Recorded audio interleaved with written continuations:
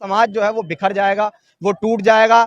मान्यवर कांशीराम साहब बाबा साहेब अम्बेडकर को जीवित करके गए, लेकिन आज बाबा साहेब अम्बेडकर तमाम पॉलिटिकल पार्टी के लिए सिर्फ एक राजनीतिक एजेंडा बन के रह गए हैं। क्या टुकड़ों में बिखर कर हम राज कर सकते हैं? इसीलिए हम लोग इस मुहिम को चला रहे हैं। जो भी आंदोलन के पक्ष में अपने विचार रखता होगा वो तो यही चाहेगा कि हाँ, ये दोनों नेता एक हो जाएं, क्योंकि आप ये बड़े लेवल पे जानते हैं कि माननीय बहन जी के पास एक बड़ा अनुभव है और चंद्रशेखर आजाद जी के पास एक बड़ी ऊर्जा है। मैंने भी गुलामगिरी पढ़ी है, मैंने भी चमचागिरी पढ़ी है, मैंने भी इस बहुजन आंदोलन को समझा और पढ़ा है। मुझे ये लगता है कि वर्तमान समय में बहन जी और माननीय चंद्रशेखर आजाद जी को साथ आना चाहिए, तभी बहुजन समाज की राजनीति का कोई भविष्य है, वरना ये भी एक इतिहास बन के रह जाएगी। जाएगी ये जंग ट्विटर तक ही रह जाएगी या सड़क संदर्भ तक पहुंच पाएगी? अभिषेक जाटव को जितने लोग जानते हैं वो ये जानते हैं कि अगर उसने कुछ काम कहा है तो वो सिर्फ ट्विटर तक और वीडियो तक सीमित नहीं रहता, वो जमीन पे आगे इस काम को करता है। अभी प्रयास कर रहे हैं जिन्होंने गेस्ट हाउस कांड किया, क्या वो लोग 2019 के लोकसभा में साथ नहीं आए थे?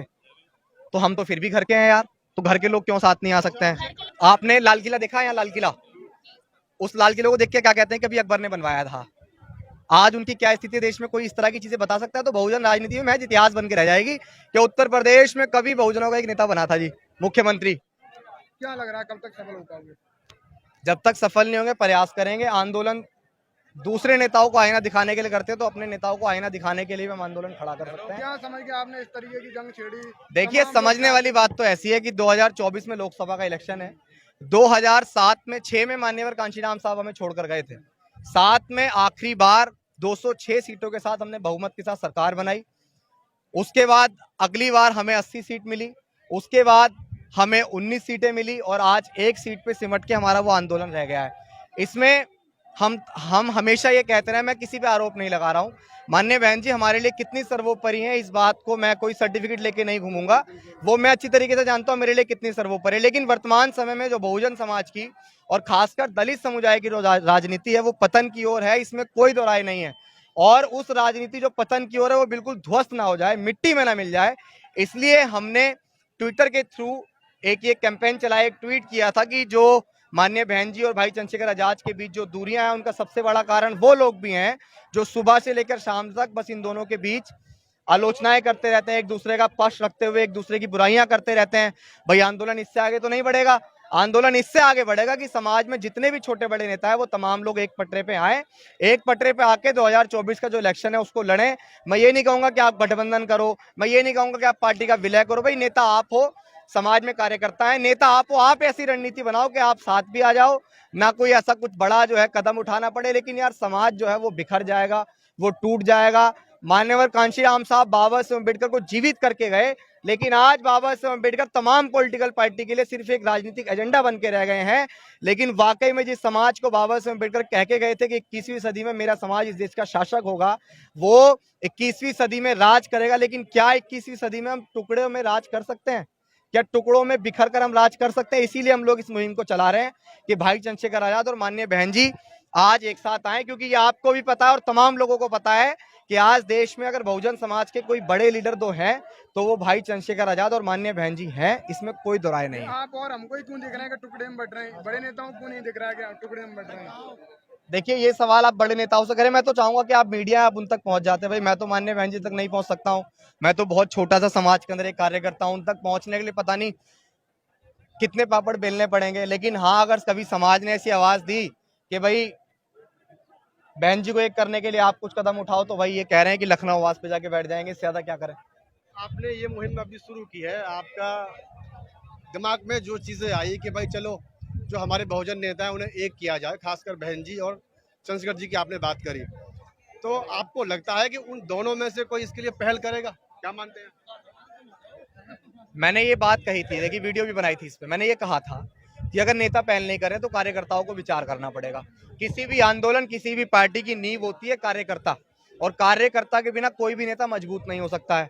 भाई हमने कहा ना, या तो अगर सच बताएं, अगर हमें तो साला आके जंतर मंतर पे कहीं भूख हड़ताल भी करनी पड़ेगी ना सर, तो कर लेंगे कि जो नेता यहाँ आके ये कह देगा कि हाँ हम तो साथ है समाज की लड़ाई के, तो हम उनके साथ हैं। लेकिन कार्यकर्ता ही तो सबसे बड़े भक्त बने हुए हैं, वही तो। देखिए अभी सबसे गजब की बात देखिए, आपके जैसे पत्रकार हैं, मैं नाम नहीं लूंगा, आपके जैसे पत्रकार हैं, एक बहुत अच्छे पत्रकार हैं, अच्छी पत्रकारिता करते थे, हमारी नजर में उनकी जो देखने की वो था नजरिया वो कुछ अलग था। लेकिन हम जब इस मुहिम को एक करने की चला रहे हैं तो मैं समझता हूं जो पत्रकार होता है वो लोकतंत्र का चौथा स्तंभ है और समाज का भी आप एक स्तंभ है। कि समाज में अगर कुछ कुरीतियां चल रही हैं उनको निकाल फेंक कर आप समाज को एक करने का प्रयास करें। अभी हमने माननीय बहन जी और चंद्रशेखर आजाद जी को एक करने का प्रयास करा। जो भी बुद्धिजीवी होगा, जो भी आंदोलन के पक्ष में अपने विचार रखता होगा, वो तो यही चाहेगा कि हाँ, ये दोनों नेता एक हो जाएं, क्योंकि आप ये बड़े लेवल पे जानते हैं कि माननीय बहन जी के पास एक बड़ा अनुभव है और चंद्रशेखर आजाद जी के पास एक बड़ी ऊर्जा है। ऊर्जा किसके रूप में? नौजवानों के रूप में। उनके पास अनुभव कैसा है? वो 4 बार उत्तर प्रदेश की मुख्यमंत्री रही हैं और ऐसे समय पे उन्होंने पॉलिटिक्स स्टार्ट करी थी जिस समय कट्टे और बंदूक की राजनीति थी। तो जब वो वहां से निकल के मुख्यमंत्री बन सकती हैं, लेकिन वहीं से पत्रकार निकल के आ रहे हैं कि भाई एक मूंछों वाले ये कहते थे कि हम तो अपने दम पे ये करेंगे और बहन जी को आराम करना चाहिए, अब क्या सांप को दूध पिलाना चाहिए। यार, इस तरह की बातें कौन करता है? ये तो जाहिल लोग हैं सच में। ये समाज अगर एक होना भी चाहेगा तो एक होने नहीं देंगे।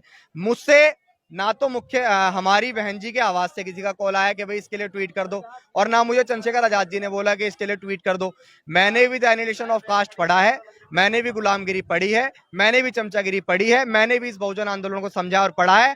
मुझे ये लगता है कि वर्तमान समय में बहन जी और माननीय चंद्रशेखर आजाद जी को साथ आना चाहिए, तभी बहुजन समाज की राजनीति का कोई भविष्य है, वरना ये भी एक इतिहास बन के रह कहाँ जाएगी। तक जाएगी ये जंग? ट्विटर तक ही रह जाएगी या सड़क संसद तक पहुंच पाएगी? अभिषेक जाटव को जितने लोग जानते हैं वो ये जानते हैं कि अगर उसने कुछ काम कहा है तो वो सिर्फ ट्विटर तक और वीडियो तक सीमित नहीं रहता, वो जमीन पे आके इस काम को करता है। अभी प्रयास कर रहे हैं, लेकिन मैं ये चाहता हूं कि मीडिया भी लगातार हमारे ट्वीट पे या हम जो भी स्टैंड लेंगे उस पर नजर रखे, क्योंकि आपसे भी समाज बड़े लेवल पे जुड़ा हुआ है। 2024 के चुनाव तो क्या बहन जी और चंद्रशेखर को साथ ला पाएंगे, ऐसा लग रहा है आपको? असंभव तो कोई चीज नहीं है, प्रयास करते रहेंगे तो बड़े से बड़ी चीजों में हम शामिल हुए। आप एक बात बताइए ना, जिन्होंने गेस्ट हाउस कांड किया, क्या वो लोग 2019 के लोकसभा में साथ नहीं आए थे? तो हम तो फिर भी घर के हैं यार, तो घर के लोग क्यों साथ नहीं आ सकते हैं? घर के लिए शुरुआत भी तो अगर नहीं ये कर आपकी रहे हैं। मुहिम जो है सफल नहीं होती है, आपका प्रयास है तो अच्छी बात है कि आपने एक मुहिम छेड़ी है।